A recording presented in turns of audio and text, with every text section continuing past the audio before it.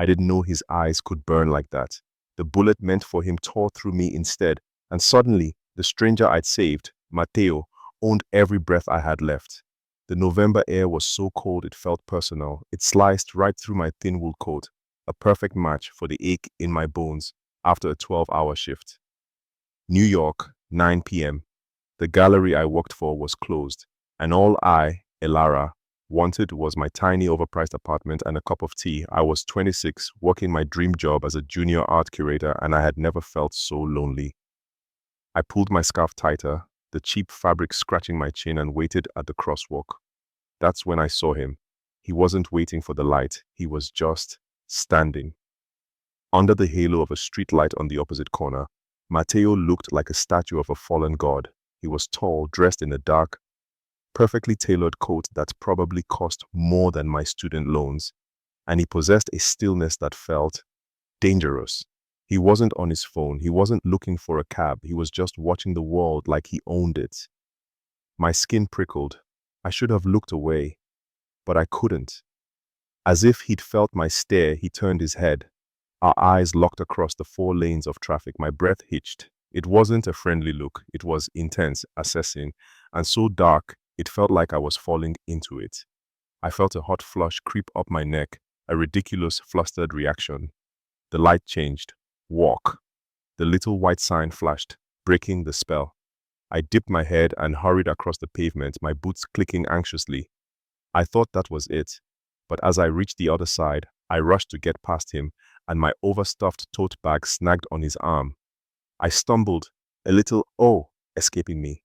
A hand shot out, grabbing my elbow to steady me. The touch was electric. A jolt of pure, unfiltered heat shot through my coat, my sweater, and straight into my bloodstream. "Watch yourself," a low voice graveled. It wasn't kind. I looked up, my heart hammering. He was even more intimidating up close. Sharp jaw, a faint scar just above his eyebrow, and those eyes, they weren't just dark, they were bottomless. "Sorry," I mumbled, pulling my arm back like I'd been burned. He didn't say it's okay. He didn't smile. He just watched me. His gaze dropped to my mouth, lingered for a half-second too long, and then went cold again. I scrambled away, my pulse thundering for a reason I couldn't name. I was just a girl from Brooklyn, and he was something else entirely. I didn't look back. I just wanted to be safe in my apartment, away from those eyes. I was 20 steps away when I heard the crack. Wow, that tension is incredible, isn't it? I'm already holding my breath. Where are you watching from, and what's the weather like where you are? Let me know in the comments below. If you're as hooked as I am, please don't forget to hit that like button, subscribe to the channel, and turn on all notifications so you don't miss a second of Elara and Mateo's story. All right, let's see what happens next. It wasn't a car backfiring, it was the sound of the city holding its breath and then breaking. A sharp, violent crack that echoed off the brick, and I knew that sound. I didn't think, I didn't plan, I just turned. The world went into slow motion, just like in the movies. Mateo, the one with the haunting eyes, was already moving, his hand diving inside his dark coat. But he was looking the wrong way.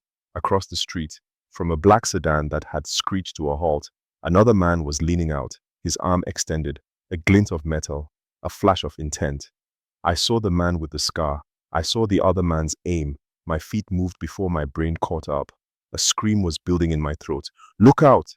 But it came out as a desperate gasp. I slammed into him, my shoulder connected with his chest, a solid wall of muscle and wool. He stumbled, roaring in surprise. My tote bag went flying, my sketches and notebooks scattering across the wet pavement. Time stopped. The world exploded in a searing, white-hot agony. I felt the impact, a brutal punch to my back, just below my shoulder blade. A breath I didn't know I was holding was stolen from my lungs. Ah! A sharp, wet sound. My sound. My legs turned to water. The concrete was rushing up to meet me, but arms, those same arms that had gripped my elbow, snapped around my waist, pulling me back against him.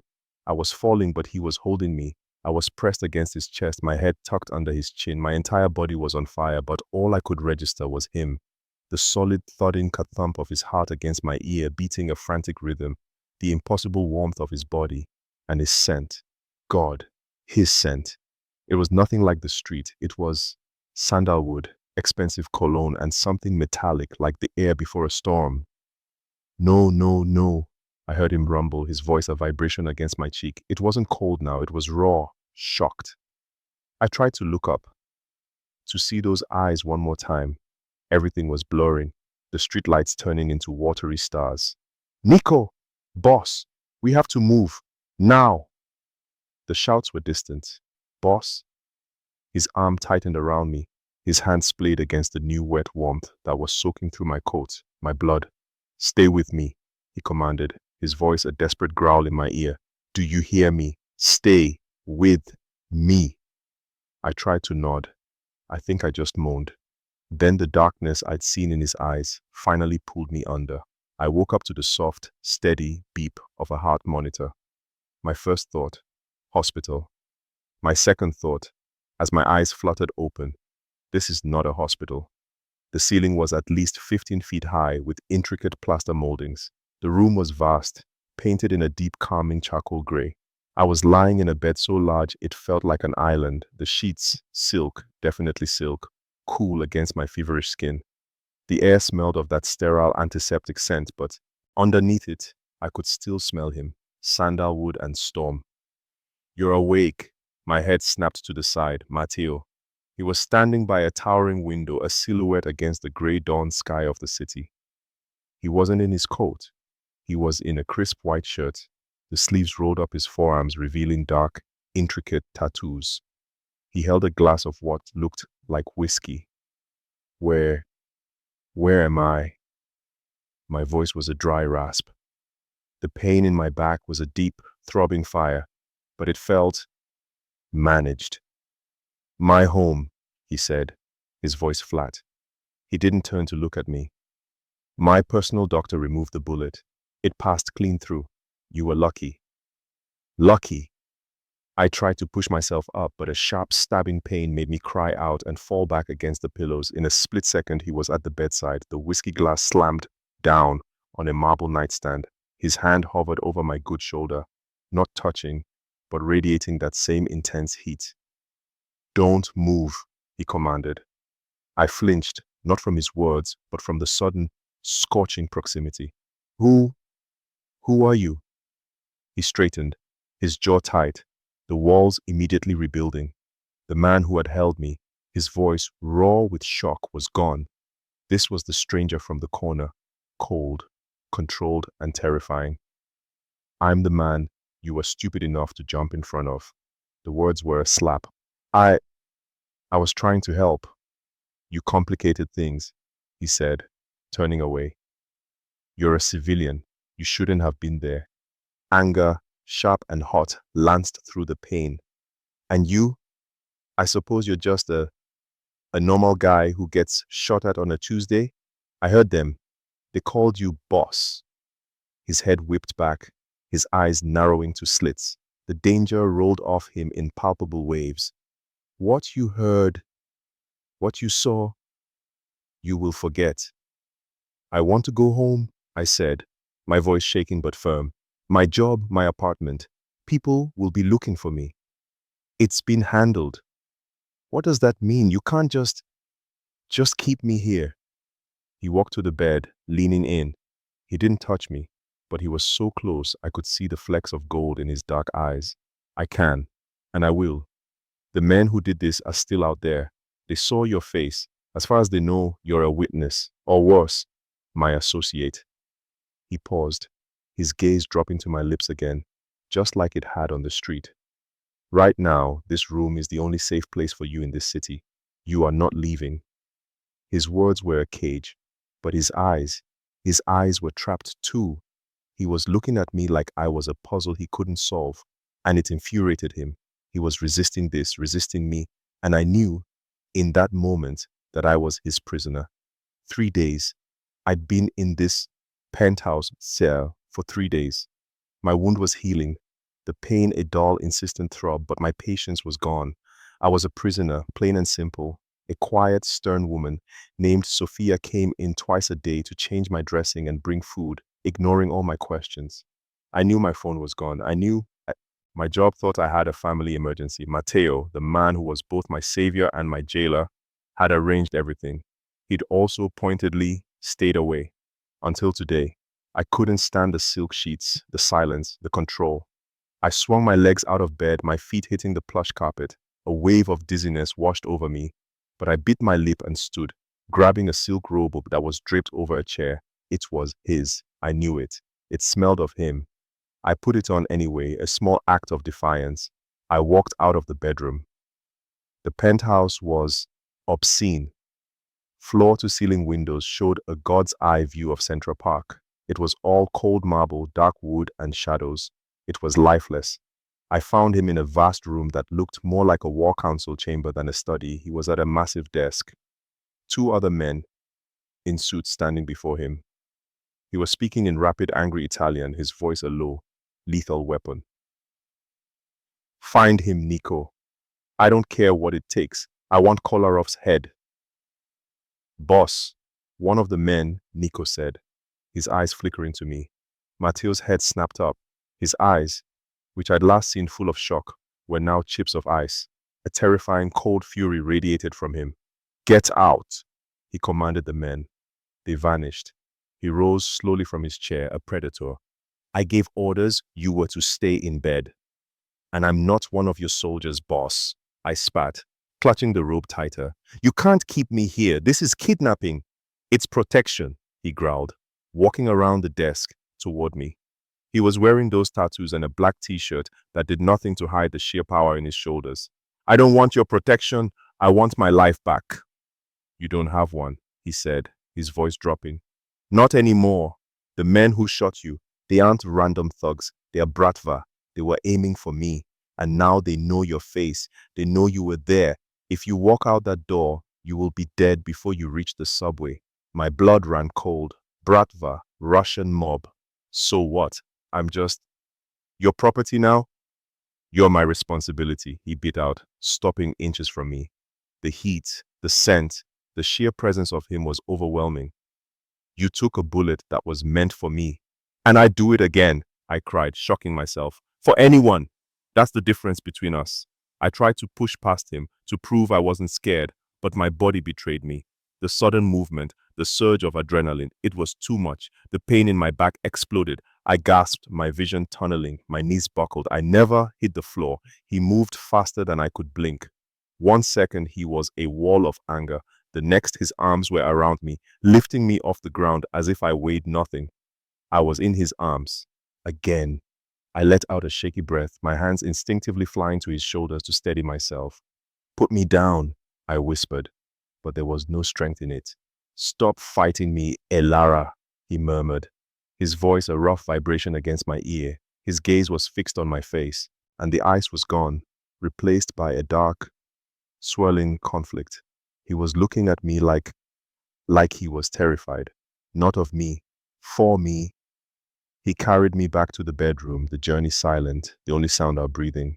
He laid me gently on the bed. But this time he didn't pull away immediately. His hand lingered on my arm, his thumb brushing my skin. Why? Why are you doing this? I whispered. His eyes were full of a darkness I didn't understand. Because in my world, he said, his voice raw, we pay our debts, and I don't know how to pay one this large. He turned and left, leaving me breathless, my skin burning where he touched me. I must have fallen asleep because when I woke up, the first thing I saw was him. He wasn't standing by the window. He was sitting in a chair in the corner of the room, just watching me. The sun was streaming in, catching the gold flecks in his eyes.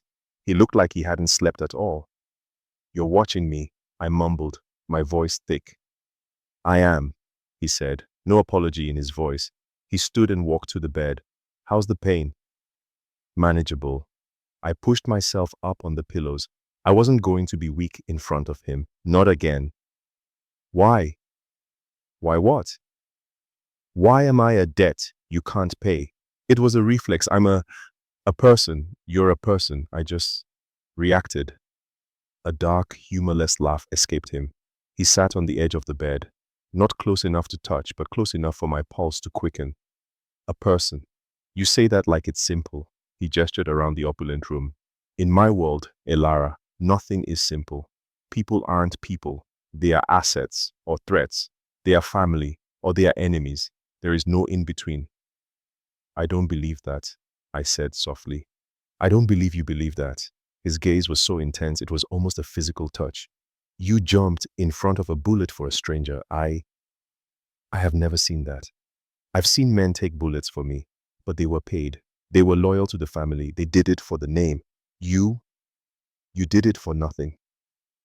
I did it for you, I whispered. The words hung in the air, heavy and fragile. He looked down at his hands, his knuckles white.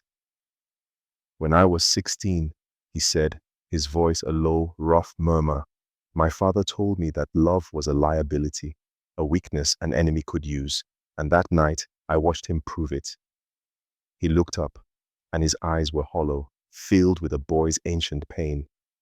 He chose power over my mother. I swore that night I would never be weak. I would never love. I would never, ever be in debt to anyone. And just like that, I understood. I wasn't just a stranger he owed. I was a walking, breathing contradiction to his entire life. I was the weakness he'd been warned about, and I had saved his life. I reached out, my fingers trembling, and grazed the faint scar above his eyebrow. You were just a boy. He flinched, but he didn't pull away. He closed his eyes, his breath shaky. And you, he whispered, his voice thick, should have kept walking. He didn't leave. That was the thing. He stayed. The next few days were a blur. He'd spend hours in my room, first under the guise of making sure I was safe. But we both knew it was more. The guards outside my door were for Kolarov. The man inside my door was for me. He'd sit in that chair while I sketched on a pad his men had retrieved from my apartment. He'd tell me, not everything, but pieces. He talked about growing up in this house, about the suffocating weight of his name. I told him about my art, about my dreams, about a life so normal it sounded like a fairy tale in this gilded cage. We were from two different planets, but we were both so lonely. One night, I woke from a nightmare. The sound of the gunshot, the feeling of falling. I sat up in bed, gasping, my back aching. He was there in an instant. The door to the adjoining room opened, and he was there, in just a pair of gray sweatpants, his tattooed chest bare. He hadn't been asleep. A bad dream, he said. It wasn't a question. Yes, I breathed, my heart hammering for a different reason now. He walked to my bed and sat on the edge just as he had before. But this time it was different. This time there was no resistance. He can't hurt you, he said, his voice a low, soothing rumble. I won't let him. It's not him I'm afraid of in the dream, I admitted, my voice small. It's the falling. It's the darkness. He just watched me, his gaze so heavy I felt it on my skin. He reached out, his hand gently tucking a stray curl behind my ear. His fingers were calloused, but his touch was impossibly soft. I know the darkness, cara mia, he whispered. But you're not falling, and you're not alone in it. My breath hitched. I leaned into his touch, my eyes fluttering shut. Matteo, don't, he rasped. Ilara, I am poison. I am everything you should run from. I'm not running, I whispered, opening my eyes. I lifted my hand, my fingers tracing the ink on his collarbone. I'm not afraid of you. Wow, I'm not afraid of you. Okay, I've got chills. Do you think it's possible for someone to truly change for love? Or is Matteo just too dangerous for Ilara? Let me know your thoughts. Now, back to the story. That was all it took. His eyes darkened and a low groan came from his chest. He surged forward, his mouth capturing mine. It wasn't gentle, it wasn't hesitant, it was a dam breaking. It was all the unsaid words, all the fear, all the resistance, and all the desperate, aching need from the last week. It was a kiss that said, I'm a monster, and save me all at once. I kissed him back, my fingers tangling in his hair, pouring all my light into his dark, all my warmth into his cold. I was drowning, and I never wanted to come up for air. The kiss was everything. It was the world falling away, leaving only us. I was lost in the taste of him, the strength of his arms as he pulled me half off the bed, his body solid and warm against mine. The door slammed open. Boss! We ripped apart, gasping. I was flushed, my lips swollen. Matteo spun around, his back to me, but I saw his entire body tense. The man who had just kissed me with such desperate tenderness was gone. In his place was the boss. It was Nico. He looked frantic. We have a problem. Kolarov. He didn't just see her on the street. Matteo's voice was a lethal whisper. What? He knows who she is, boss. He knows her name. Elara, her apartment in Brooklyn. He's been there. He left this. Nico tossed a small familiar object onto the desk, a small carved wooden bird I kept on my nightstand. My blood turned to ice. My safe world, my tiny apartment it was all infected by this, by him. He's sending a message, Matteo said, his voice vibrating with a rage so cold it terrified me. He's telling me he can get to her. He turned, and his eyes, they were the eyes from the street corner, bottomless, cold, and assessing. He looked right through me. Nico, he said, his voice flat. Get her out of here. Take her to the lake house. Now. What? I stumbled off the bed.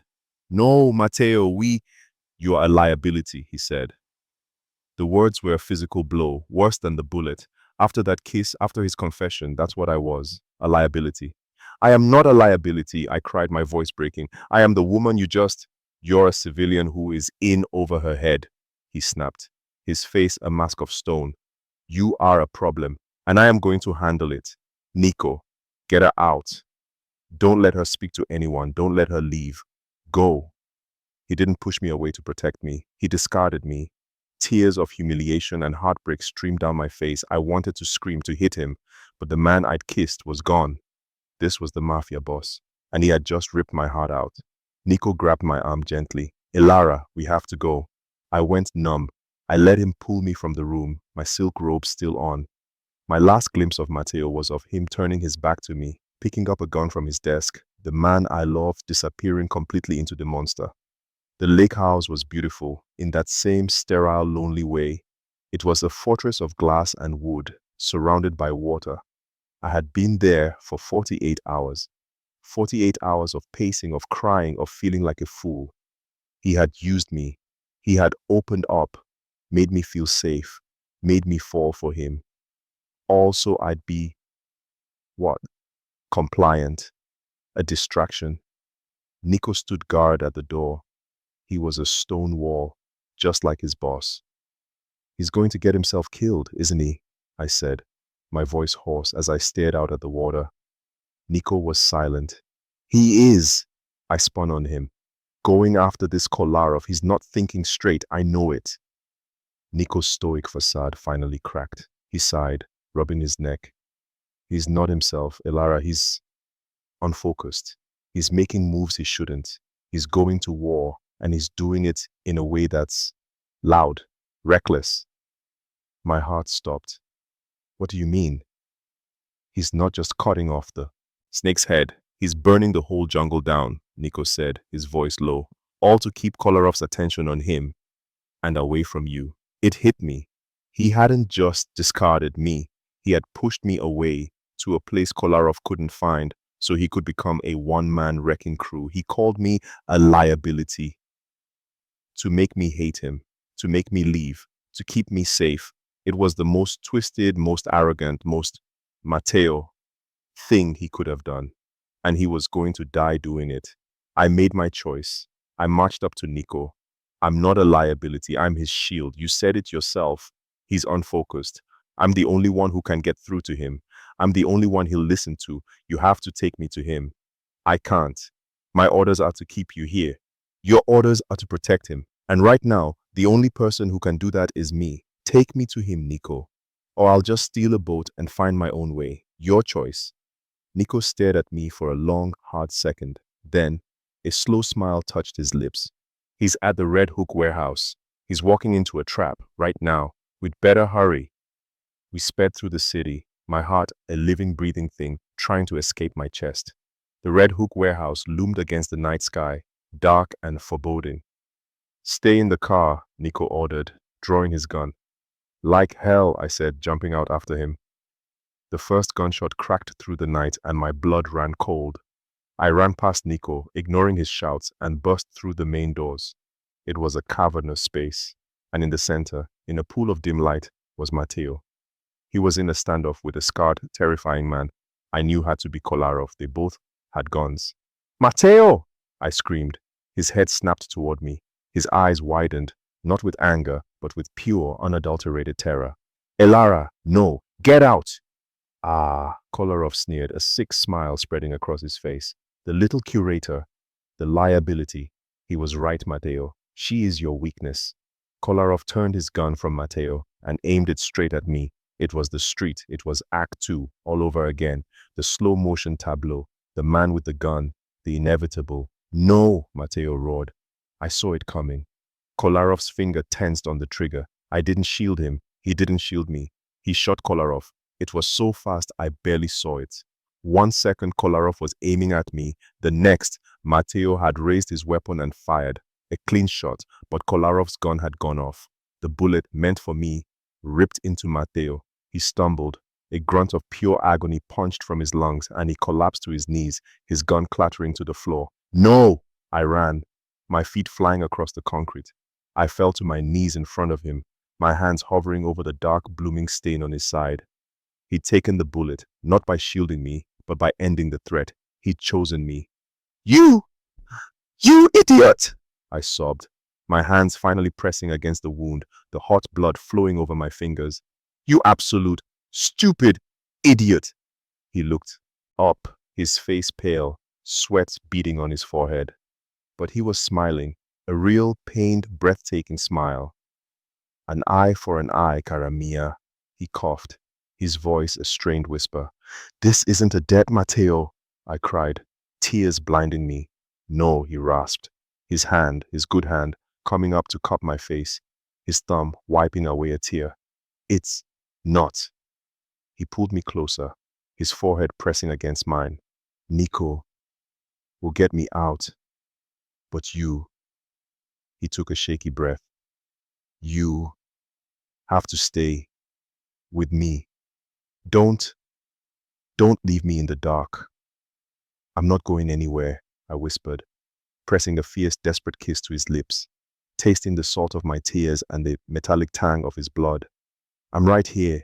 I'm not running. He clutched my hand, his grip weak but desperate.